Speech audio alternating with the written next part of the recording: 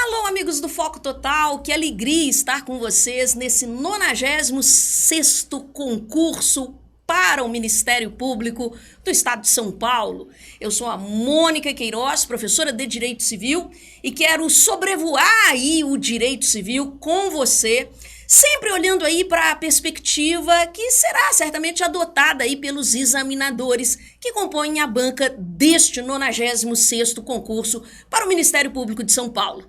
Eu devo te lembrar, inicialmente, que nós vamos ter lá os membros da OAB designados para fazer as questões de direito civil aí pra gente.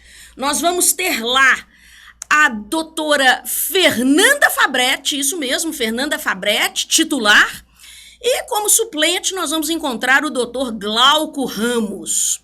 Quando a gente atenta para a predileção, para os temas de predileção desses examinadores, a gente encontra lá, em relação à doutora Fernanda Fabretti, a gente encontra uma predileção dela pelo direito de família, bem como pelo direito do consumidor.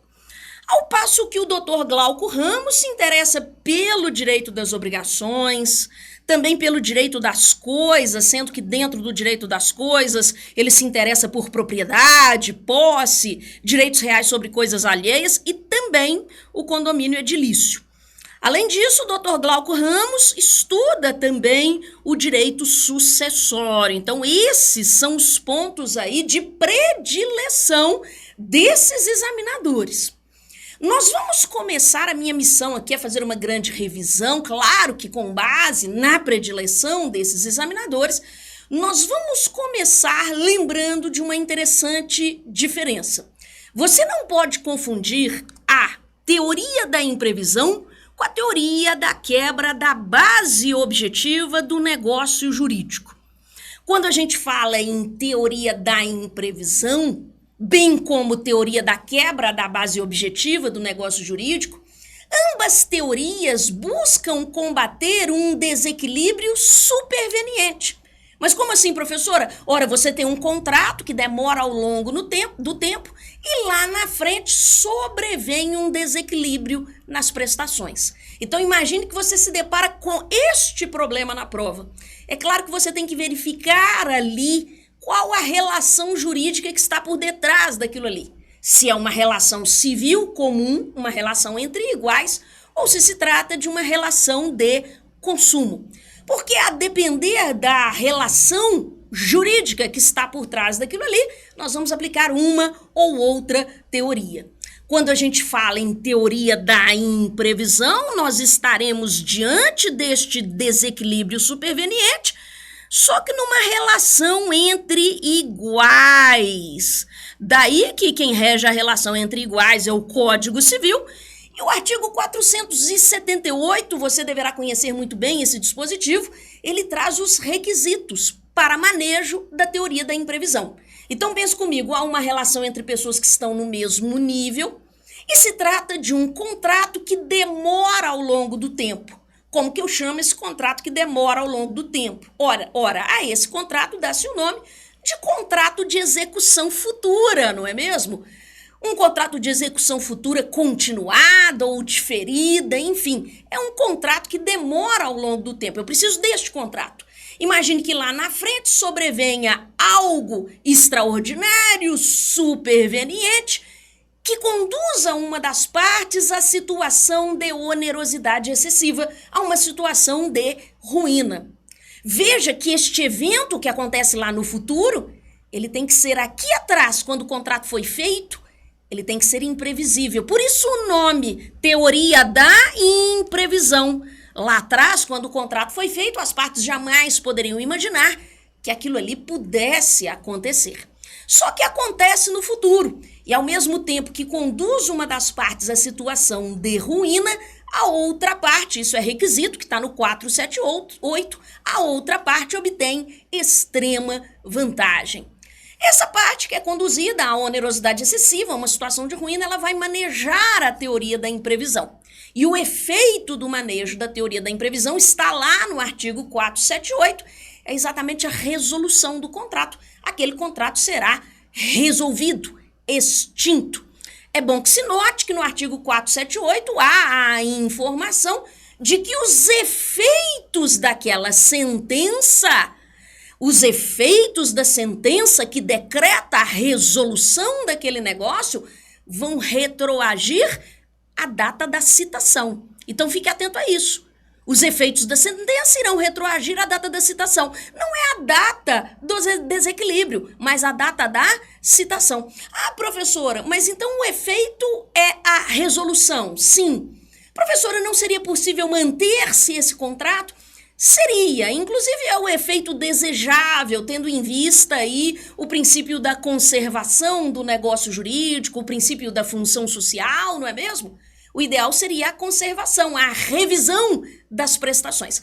É possível a revisão, sim, porém, conforme o 479 relata, para que ocorra a revisão, aquela pessoa que obteve extrema vantagem, ela tem que se submeter, ela tem que pedir ao juiz que o juiz apenas revise as prestações e não resolva, extinga o negócio jurídico. Então, a parte que obtém extrema vantagem tem que pedir a revisão. Isso está no 479. Então, entenda comigo, teoria da imprevisão vale para as relações regidas pelo Código Civil. Ah, mas se eu estivesse diante de um desequilíbrio superveniente no mundo do direito do consumidor, lá no mundo do direito do consumidor é muito mais fácil se aplicar, se corrigir esse desequilíbrio, porque lá nós vamos nos valer da teoria da quebra da base objetiva do negócio jurídico, que está no artigo 6º, ali dentro dos direitos fundamentais do consumidor, artigo 6º, inciso 5º do Código de Defesa do Consumidor. Perceba comigo que no mundo do direito do consumidor, veja que é necessário que a gente tenha aquele primeiro requisito, que seja um contrato que se estenda ao longo do tempo, um contrato de execução futura, é o primeiro requisito. E o segundo requisito é que aconteça algo no futuro que conduza uma das partes à situação de onerosidade excessiva. Não se exige a imprevisibilidade do evento, requisito esse exigido só no âmbito do Código Civil. Não se exige, então, a imprevisibilidade do evento, tampouco se exige que a outra parte obtenha extrema vantagem. E o CDC, ao cogitar da teoria da quebra da base objetiva, traz logo a revisão e não a resolução, como fez o Código Civil, traz a necessidade da revisão das prestações. Muito bem. Se a gente fez esse paralelo entre essas duas teorias, eu quero trazer para você um outro paralelo interessante. Atente para aquela questão de prova que pense ali, que traga para você uma pessoa que adquire algo e essa coisa venha com algum defeito. Você vai pensar, professora, se trata de um vício redibitório. Realmente, mas espera lá, vamos com calma. É que nós vamos ter, quando a gente fala de aquisição de coisa que vem com defeito, pode ser que eu tenha que aplicar o vício redibitório que está no Código Civil ou o vício do produto ou serviço que está no CDC. Vício do produto ou serviço está lá no Código de Defesa do Consumidor, do artigo 18 até o artigo 20, enquanto que se a gente estiver falando de algo que foi adquirido com algum defeito, porém, numa relação civil comum, eu vou me valer das regras do vício redibitório, que estão lá no Código Civil, do 441 ao 446.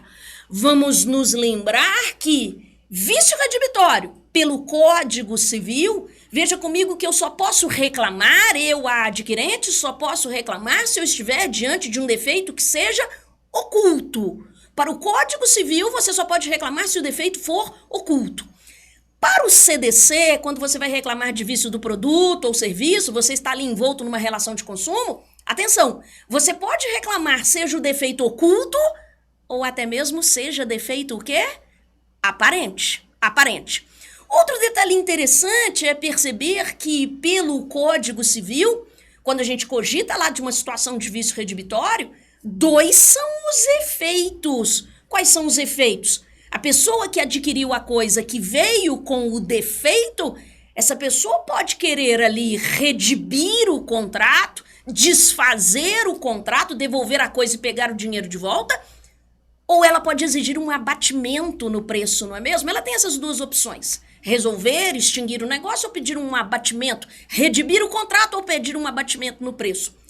Já no âmbito do CDC, ela tem essas opções de extinguir o contrato ou haver ali, exigir um abatimento no preço. Só que ela tem um direito a mais, uma possibilidade a mais, que é o quê? A substituição do produto. Então, pelo Código de Defesa do Consumidor, é possível se exigir a substituição do produto.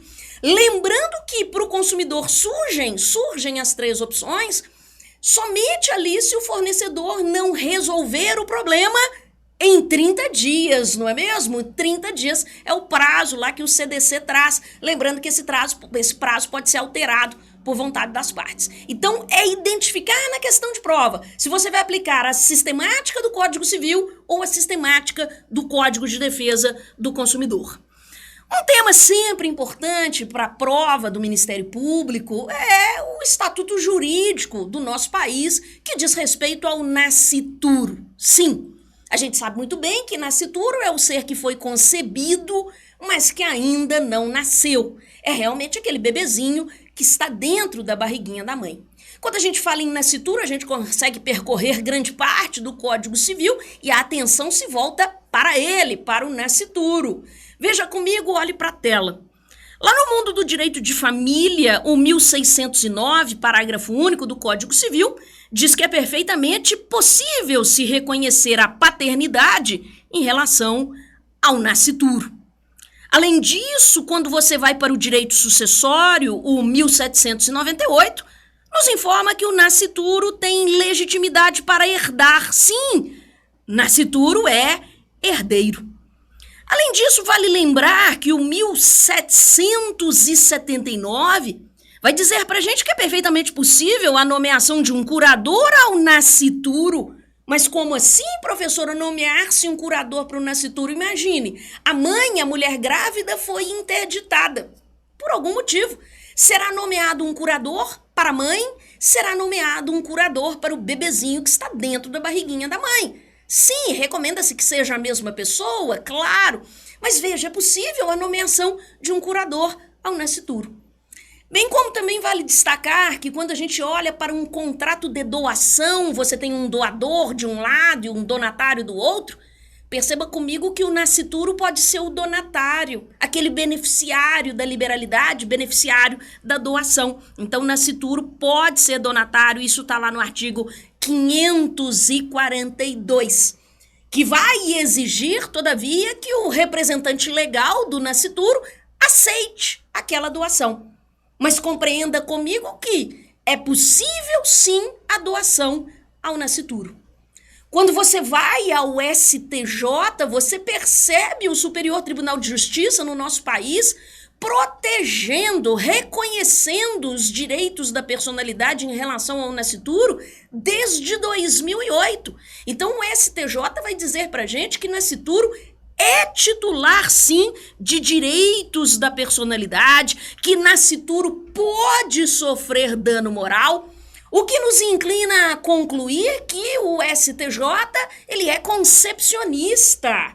Ele vai dizer que o início da personalidade se dá da concepção, uma vez que reconhece, que atribui ali ao nascituro direitos da personalidade. Por isso a gente diz que o STJ se inclina aí realmente para o concepcionismo. O STJ também vai dizer pra gente, reconhece aí o pagamento de indenização de seguro DPVAT a uma mulher que estava grávida e que perdeu o bebê em um acidente de trânsito. Então aquela mulher estava grávida, sofreu um acidente de trânsito e o bebê que estava dentro da barriga dela morreu. O STJ disse que cabe sim a indenização do seguro DPVAT. Isso é o quê? Isso é o STJ se inclinando novamente para a teoria concepcionista. Então, quanto ao nascituro, nós temos todo um estatuto jurídico, uma proteção jurídica voltada aí para o nascituro no nosso país. Claro, para qualquer prova, você deverá saber bem quem é absolutamente incapaz, quem é relativamente incapaz. Isso aqui é o beabá do direito civil. Então leve com muita tranquilidade que hoje nós vamos ter apenas uma pessoa que é considerada absolutamente incapaz no nosso país, está lá no artigo 3º, que é o menor, artigo 3º do Código Civil, que é o menor de 16 anos. Ao passo que quando a gente fala em relativamente incapaz, nós vamos ter lá no artigo 4º, 4 incisos, artigo 4º do Código Civil. Você se lembra quais são os relativamente incapazes? Lembra aqui comigo, então. Será considerado relativamente incapaz aquela pessoa que tenha entre 16 e 18 anos, não é mesmo? Os ébrios habituais, os viciados em tóxicos, então veja, os alcoólatras, os toxicômanos, aqueles que por causa transitória ou até mesmo permanente não puderam exprimir livremente a sua vontade, como por exemplo uma pessoa em estado de coma. E também o pródigo. O pródigo é relativamente incapaz, que é aquele que gasta ou destrói ali desordenadamente o seu patrimônio. Isso aqui é bem tranquilo, lembrando que para o absolutamente incapaz caberá a devida representação, sob pena de nulidade, nulidade absoluta ali do ato, e para o relativamente incapaz caberá a devida assistência, não é mesmo? Então, para o absolutamente incapaz, representante, para o relativamente incapaz, assistente.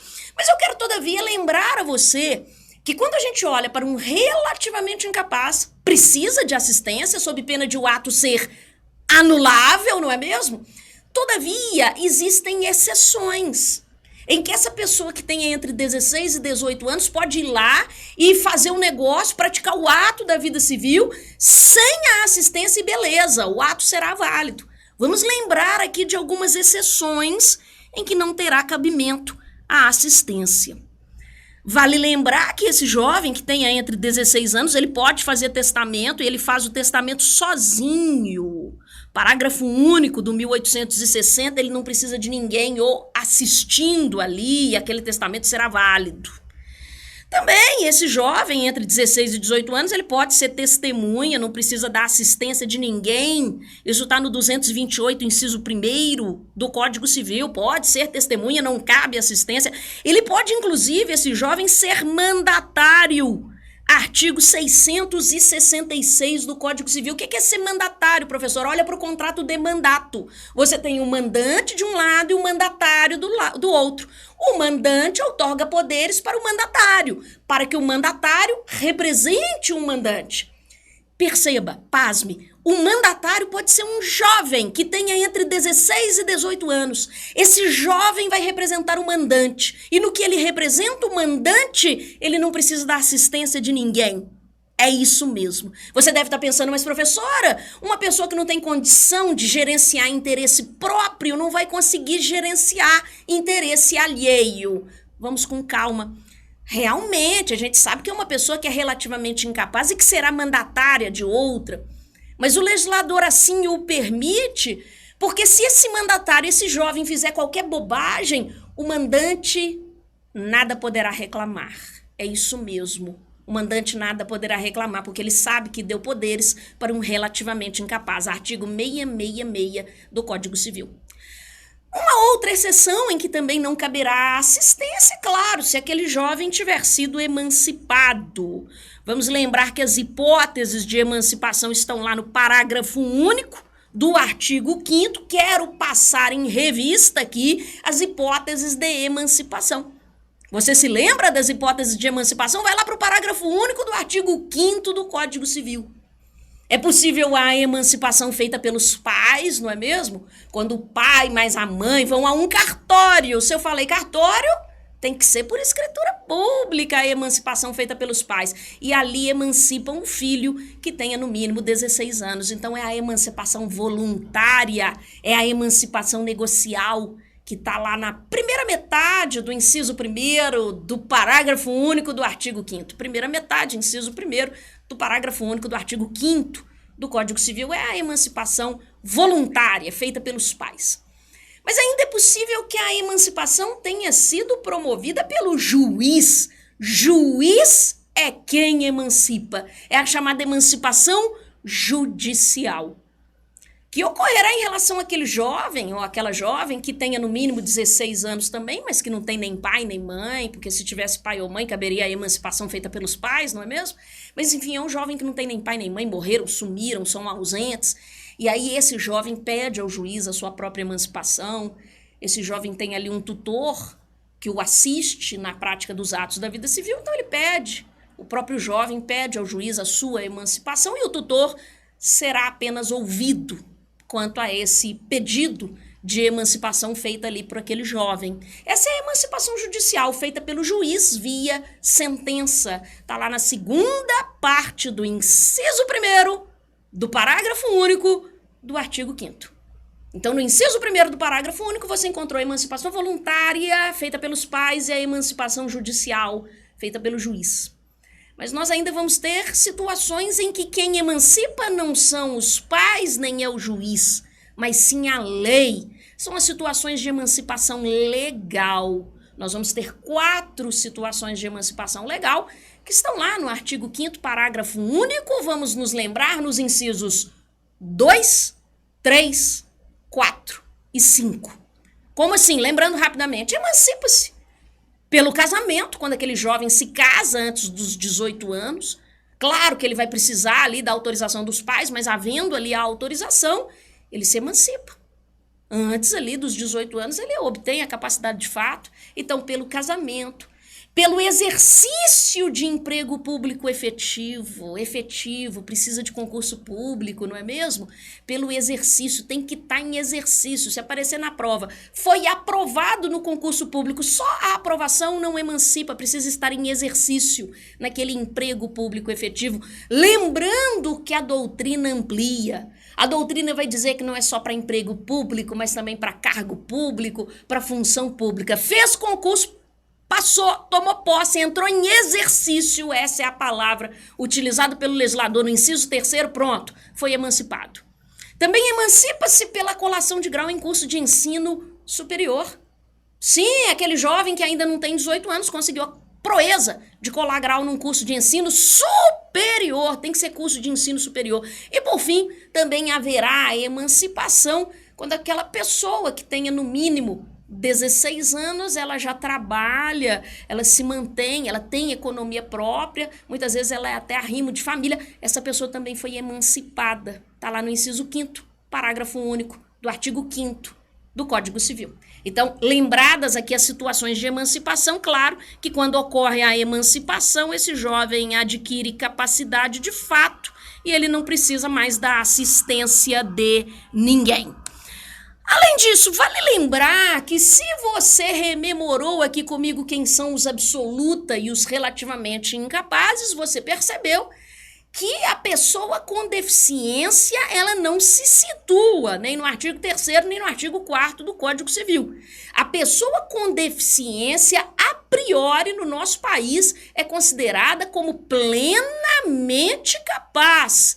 E isso desde que entrou em vigor o Estatuto da Pessoa com Deficiência, aquela lei, o EPD, o Estatuto da Pessoa com Deficiência, aquela lei 13.146 de 2015, não é mesmo?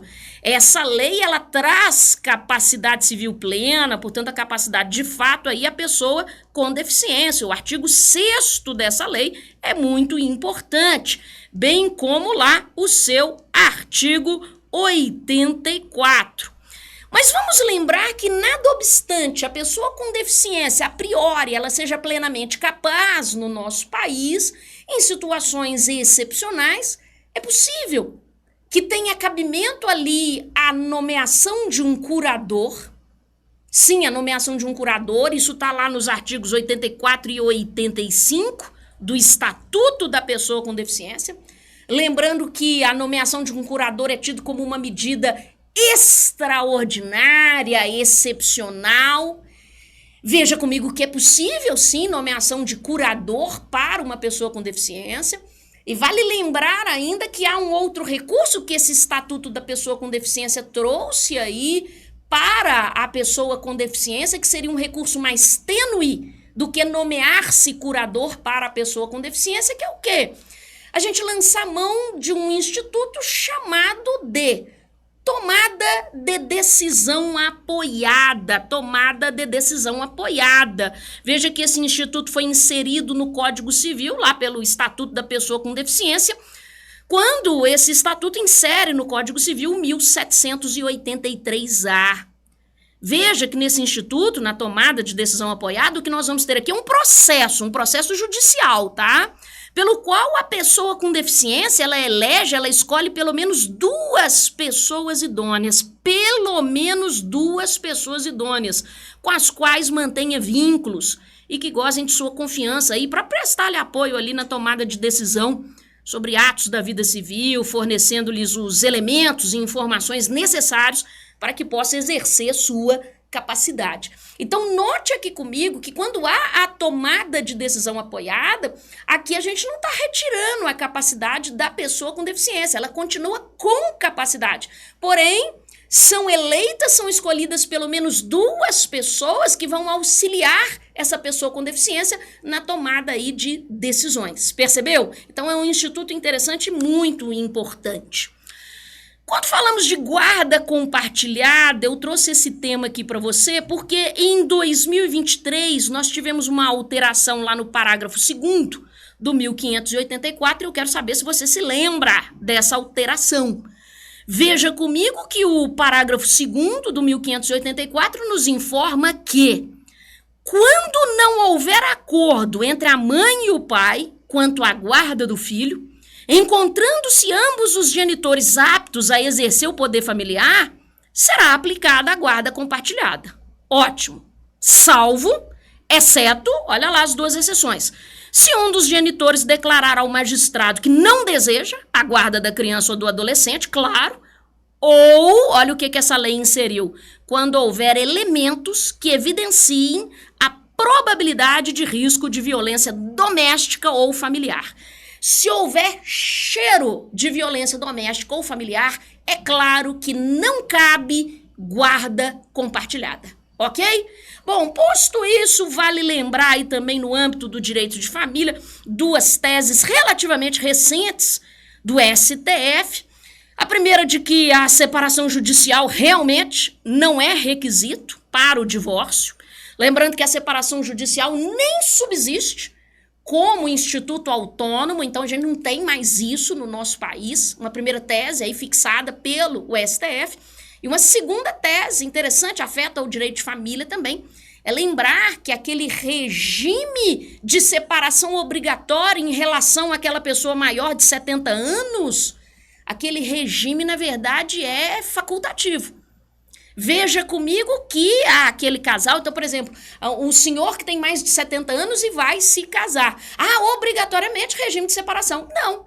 Eles podem ali, os noivos, fazerem um pacto antenupcial, vão fazer por escritura pública, afastando a separação obrigatória. Então, na verdade, a separação obrigatória, a separação de bens não é mais obrigatória para essa pessoa que tem mais de 70 anos. É uma separação o quê? Facultativa. Esse regime é facultativa aí para o maior de 70 anos. Somente se eles não escolherem outro regime é que a gente aplica aí a separação de bens.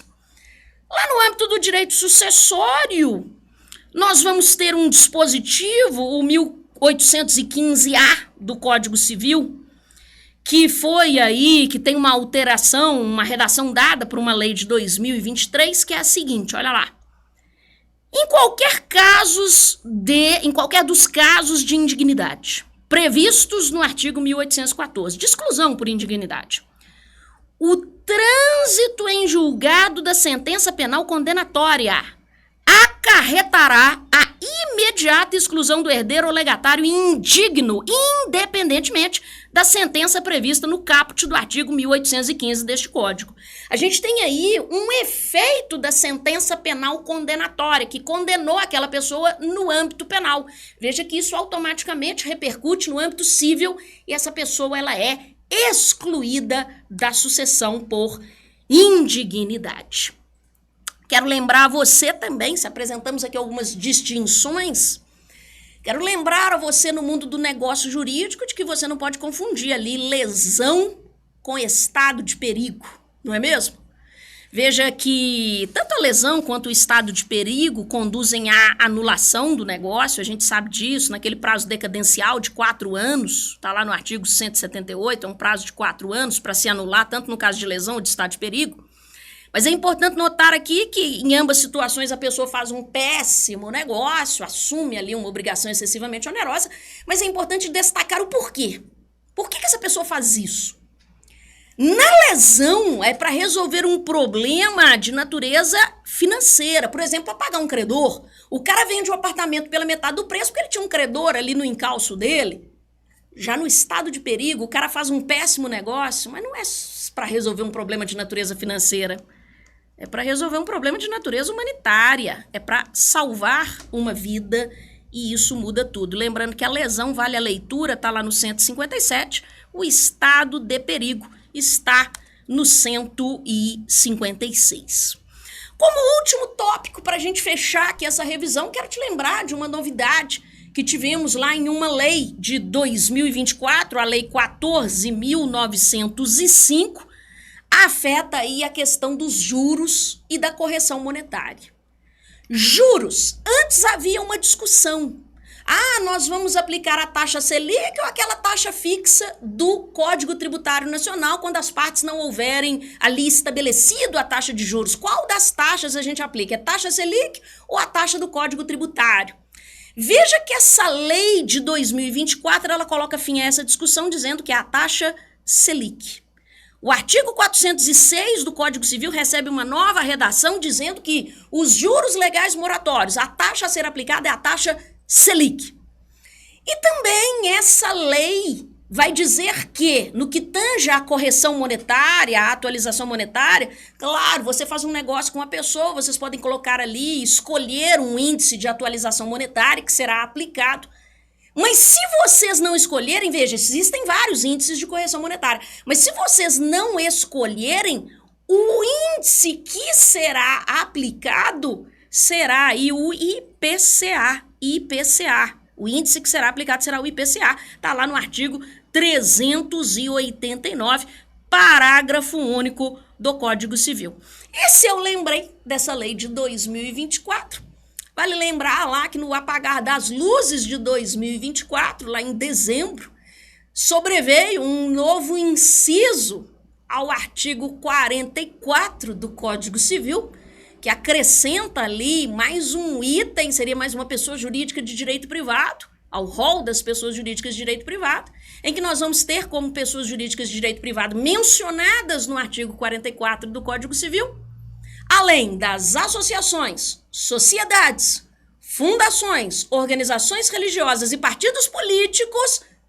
Essa lei do finalzinho de 2024 acrescenta um inciso 7º no artigo 44 do Código Civil, em que ele traz para a gente essa lei traz para a gente os empreendimentos de economia solidária. Empreendimentos de economia solidária. E se porventura a lei que cuida dos empreendimentos de economia solidária não for suficiente para solucionar as questões que envolvam esses empreendimentos, o parágrafo 2º do artigo 44 do Código Civil, parágrafo 2º do 44 do Código Civil, vai dizer para a gente que nós devemos aplicar as regras referentes às associações, não às sociedades, mas às associações. Regras referentes às associações. Ok? Bom, eu sou a Mônica Queiroz, foi um prazer enorme estar com você nessa revisão.